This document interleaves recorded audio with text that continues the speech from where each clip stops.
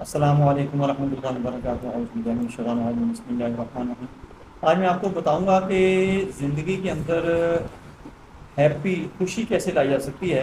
اکثر لوگوں کو آپ نے دیکھا ہوگا کہ وہ کروڑ پتی ہیں، بزنس ان کے ٹھیک ہیں، گھریلو حالات ٹھیک ہیں، مکان گاڑی سب کچھ ان کے پاس ہے، کیریئر ان کے پاس ہے، لیکن وہ خوش نہیں رہ سکتے۔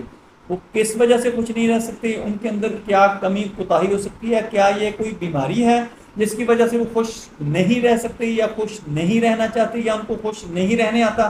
یہ ساری باتیں میں آپ کو بتاؤں گا کہ آپ کو خوش رہنے کے لیے کیا کرنا چاہیے۔ آیا کہ یہ کوئی بیماری ہوتی ہے، انزائٹی ہے، ڈپریشن ہے؟ کس وجہ سے یہ مسئلہ ہے کہ اکثر لوگوں کو آپ خوش نہیں دیکھیں گے؟